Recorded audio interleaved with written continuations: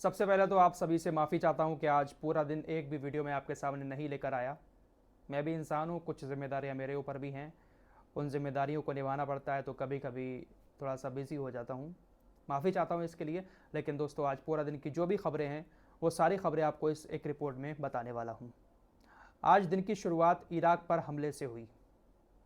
America और Israel अब middle east के अंदर इतना ज़्यादा घबरा चुके हैं कि अब हमला करने के बाद डायरेक्ट अपना नाम सामने नहीं आने दे रहे हैं। और अब एक नया तरीका इसराइल और अमेरिका ने मिडिल ईस्ट के अंदर अपना लिया है, ईरान के डर से कह सकते हैं। कुछ लोगों को शायद इस बात में यकीन ना हो, लेकिन ईरान के डर से अमेरिका और इसराइल ने एक नया तरीका अपनाया है। चाहे वो ईरान के ऊपर हमला करें, चाहे कहीं और हमला करें, अब इसराइल खुलकर सामने नहीं आ रहा है और ना ही अमेरिका खुलकर इस बात को कह रहा है कि यह हमला हमने किया है। बल्कि इसराइल और अमेरिका अब दूसरे संगठनों से पैसे देकर हमले करवा रहे हैं। अभी जो 2 दिन पहले ईरान के अंदर एक हमला हुआ था, जिसको लेकर हमारे देश की गोदी मीडिया ने तो बहुत हाहाकार मचाया था कि ईरान के अंदर तो दहशत फैल गई है, ईरान तबाह हो गया है, 10-20 शहर ईरान के पूरी तरह से तबाह हो चुके हैं। इस तरह की चीज़ें हमारे देश की मीडिया ने चलाई थी। हालांकि वो एक छोटा सा हमला था और वो हमला इसराइल ने किसी को हायर करके करवाया था। इसराइल की सेना ने नहीं किया, अमेरिका की सेना ने नहीं किया, बल्कि किसी संगठन को पैसे वैसे देकर एक छोटा सा ड्रोन अटैक करवाया था, लेकिन इसको ईरान ने ऊपरी ऊपर मार गिराया। आज सुबह भी इराक के अंदर बगदाद में कुछ हमले हुए। ईरान में जो हशद अल शाबी का बेस है वहां पर हमले हुए। इसके अलावा मदाइन में भी कुछ हवाई हमले हुए।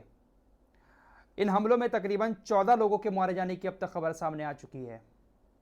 शुरुआत में यह आंकड़ा 8 का था, उसके बाद बढ़ते बढ़ते अब 14 तक पहुंच गया है। इस हमले का जिम्मेदार इसराइल को बताया जा रहा है, लेकिन दोस्तों, इसराइल की तरफ से साफ स्टेटमेंट जारी कर दिया गया है कि इराक के ऊपर ये जो हमला हुआ है, इस हमले के जिम्मेदार हम नहीं हैं।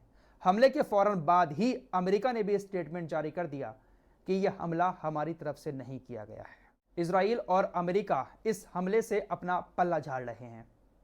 ईरान के ऊपर जो हमला हुआ था, उस हमले के बाद भी अमेरिका ने तुरंत कह दिया था कि इस हमले के पीछे हमारा कोई हाथ नहीं है। हालांकि इसराइल का कुछ नाम सामने आया था, लेकिन इसराइल ने भी कह दिया था कि खामोश रहें। सारे अधिकारियों से कह दिया था कि खामोश रहें, इस हमले का बिल्कुल भी जिक्र ना करें।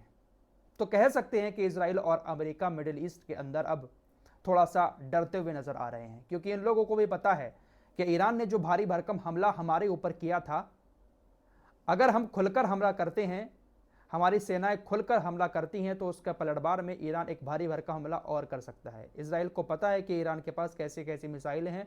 लगातार इसराइल उनकी मिसाइलों को दिखा भी रहा है, यूरोप को डरा रहा है कि देखिए कितनी खतरनाक मिसाइलें हैं, ईरान को नहीं रोका गया तो ये मिसाइलें आपके पास तक पहुंच सकती हैं। फिलहाल इराक के अंदर आज जो ये हमला हुआ था, ये ईरान समर्थित कुछ संगठन है, कुछ फोर्सेज हैं, उनके ऊपर किया गया था, जिसमें 14 लोग मारे गए हैं।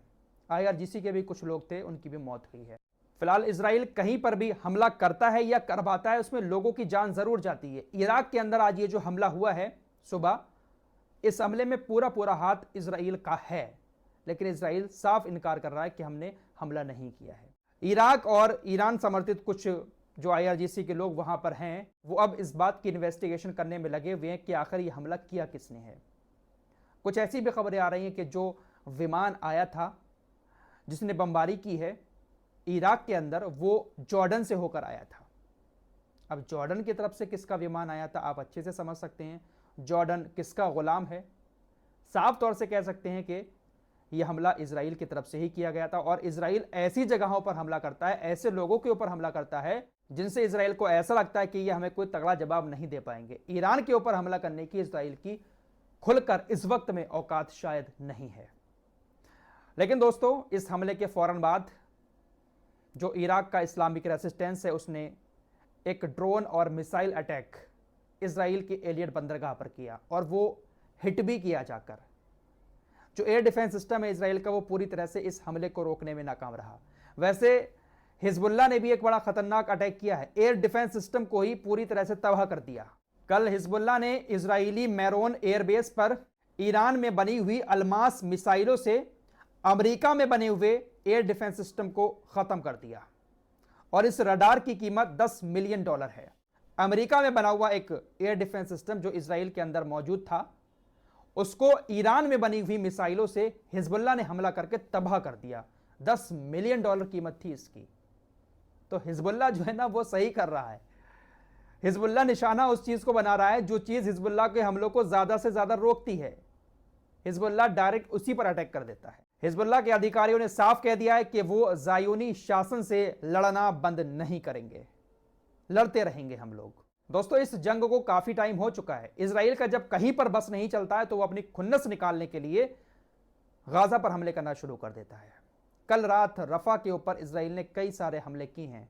एक अपार्टमेंट में इजराइल के युद्धक विमानों ने हमला किया जिसमें 9 लोगों की मौत हो गई और इन 9 लोगों में से 6 बच्चे शामिल हैं। ईरान ने जब से हमला किया है तब से इजराइल की तरफ से ईरान को ज्यादा बड़ी धमकियां नहीं दी गई हैं और ना ही इजराइल का ईरान के ऊपर बस चल रहा है। बस खुन्नस निकालने के लिए, अपनी ताकत दिखाने के लिए आम लोगों को रफा के अंदर निशाना बनाया जा रहा है। मालदीव की सरकार ने एक बड़ा कदम उठाते हुए इजराइल के खिलाफ कुछ प्रतिबंध लगाए हैं। मालदीव की सरकार ने कहा कि हम कोई भी चीज एक्सपोर्ट नहीं करेंगे इजराइल से और ना ही हम अब इजराइल के किसी भी शख्स को मालदीव के अंदर घूमने के लिए घुसने की इजाजत देंगे। कोई भी इजराइल का नागरिक मालदीव में अब नहीं आ सकता। यह बड़ा कदम मालदीव की सरकार ने उठाया है। वहीं दोस्तों, अमेरिका के कुछ मीडिया हाउसेस ने दावा किया है कि अमेरिका कुछ ऐसी गुप्त मिसाइलें बना रहा है, कुछ ऐसी खतरनाक गुप्त मिसाइलें बना रहा है जिसका इस्तेमाल करके अमेरिका ईरान की परमाणु सुविधाओं को नष्ट कर सकता है। वॉल स्ट्रीट जर्नल की रिपोर्ट सामने आई है। वॉल स्ट्रीट जर्नल की रिपोर्ट के मुताबिक सऊदी अरब और इजराइल के बीच नॉर्मलाइजेशन जो है वो आखिरी स्टेज में पहुंच चुका है। बस एक कदम दूर है, इजराइल और ईरान के रिश्ते मजबूत हो जाएंगे और इस बीच में अमेरिका पड़ा हुआ है। वॉल स्ट्रीट जर्नल ने ऐसा भी लिखा कि सऊदी अरब अब एक शर्त रख रहा है नॉर्मलाइजेशन के लिए कि आप फिलिस्तीन को अलग राज्य का दर्जा दे दें। मेरे दोस्तों, अगर इतना क्रिटिसाइज दुनिया भर में इन अरब देशों को ना किया गया होता तो शायद अब तक ये लोग खुलकर इजराइल के साथ रिश्ते बना लेते। दोस्तों, इजराइल के जो आम यहूदी हैं उनके दिलों में अब ईरान के हमलों का ऐसा खौफ बैठ गया है कि उनको अब यह डर लगने लगा है कि ईरान पता नहीं कब हमारे ऊपर एक बड़ा हमला कर दे, क्योंकि इजराइल के लोगों का मानना है कि नेतन्याहू जल्दबाजी में कुछ भी कह देते हैं और कुछ भी कर देते हैं और इसी जल्दबाजी के चलते हुए अगर हो सकता है कि इन्होंने ईरान के ऊपर कोई हमला कर दिया तो हो सकता है कि ईरान उधर से एक भारी भरकम हमला कर दे जिसके बाद यहां पर अफरा तफरी मच जाए। इस वजह से इजराइल के लोगों ने बहुत सारे सामान को स्टॉक करना शुरू कर दिया है। अपनी गाड़ियों में पेट्रोल डीजल के टैंक फुल कराना शुरू कर दिए हैं। एटीएम से पैसा निकालकर अपने पास रखना शुरू कर दिया है। हर चीज का स्टॉक करके इजराइल के यहूदी अपने पास रख रहे हैं। यहूदियों का मानना है कि नेतन्याहू जल्दबाजी में हर काम करते हैं और इनका ये जल्दबाजी वाला कदम कभी भी बड़ी मुसीबत ला सकता है। बाकायदा इस तरह की रिपोर्ट इजरायली मीडिया की तरफ से छापी गई है। दोस्तों, पूर्व ब्रिटिश राजनयिक, खुफिया अधिकारी और बेरूत स्थित फोरम के निदेशक एलिस्टर क्रुक ये कहते हैं कि इजराइल अमेरिका के साथ मिलकर हिजबुल्लाह और ईरान के साथ एक क्रूर युद्ध छेड़ना चाहता है। इजराइल चाहता है कि अमेरिका हमारे साथ रहे और हम दोनों मिलकर हिजबुल्लाह के खिलाफ भी एक खतरनाक जंग छेड़ दें और ईरान के खिलाफ भी एक खतरनाक जंग छेड़ दें। इन्होंने कहा कि इस वक्त इजराइल ऐसा हो चुका है दुनिया के अंदर कि इसके ऊपर कोई भी कानून लागू नहीं होता है। दुनिया भर के देशों के लिए नियम कानून है, उन सारे कानूनों को तोड़ चुका है और उन्हीं कानूनों को तोड़कर इजराइल ने ईरान की एम्बेसी पर भी हमला किया था। इजराइल दुनिया में ऐसा देश बन चुका है कि उसके खिलाफ कोई भी मापदंड तय नहीं कर पा रहा है और इजराइल की मंशा यही है कि वो अमेरिका के साथ मिलकर हिजबुल्लाह और ईरान के साथ एक खतरनाक युद्ध करे जिसमें हजारों लाखों लोगों की जान जाए। फिलहाल पिछले 6 महीने में जो हालात हमारी नजरों के सामने आए हैं उन सारे हालातों को देखकर एक बात तो अच्छे से समझ में आ चुकी है कि इजराइल अकेला कभी कुछ नहीं कर सकता।